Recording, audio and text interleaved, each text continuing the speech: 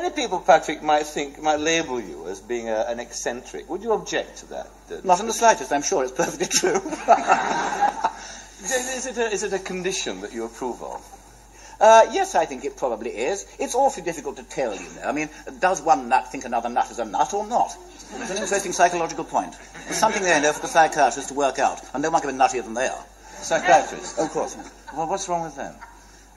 What isn't wrong with them, as far as I can see? I have never yet met a psychiatrist who isn't nuttier than several fruit cakes. I may have been unlucky, you understand, but that's merely I can only speak as I find. But how do you feel, Patrick, how do you feel about other real eccentrics? I mean, you are, I would say, you're genuine, mild English eccentric, and delightful for it, and God bless you for it. There aren't enough of you around. But what about the real eccentrics, the flat earthers and the people like that? I mean, how do you feel about that? I have the very greatest sympathy for them, I may say. And after all, don't forget, many, many years ago, there was a man named Copernicus. And Copernicus said, the sun does not go round the earth goes round the sun. And everyone said he was a crank.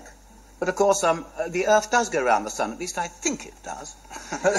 How can one tell? Yes, I have every great sympathy for what I call the independent thinker. And I say I would hate to see them vanish from the Earth. Oh, the flat earthers, the hollow globers, the coal sunners, the astrologers, the flying sorcerers. I think it's a jolly good thing. But, Patrick, the fact of the matter is that the Earth is not flat. How do you know? Can you prove to me that the Earth is not flat? Go on, try. I challenge you. Prove to me that the Earth is not flat. Well, I'll tell you what, mate, if it's flat, an awful lot of people have been wrong for an awful long time.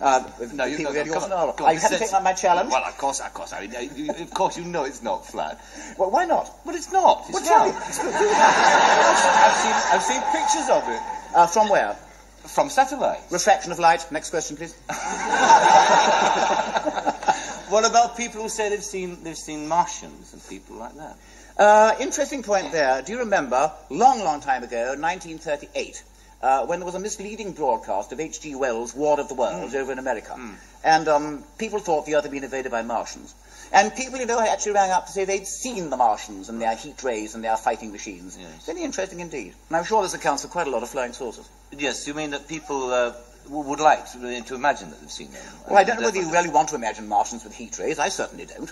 But they certainly thought they'd seen them. No, it's just true. Do you think that there's any likelihood, though, of given that we accept ourselves as being an intelligent race, do you think that there's any likelihood of being an intelligent race other than us in the universe? In the universe, somewhere, at this very moment, there is a television studio, and there's somebody like you, and somebody not, I hope, too unlike me, and they are talking exactly as you and I are talking Probably here. asking the same questions. Almost certainly asking the same questions. But, of course, they are a jolly long way away, and I don't think they're going to come and see us tonight. At least I rather hope they would, you know. Do you really believe that? Yes, I do. You do?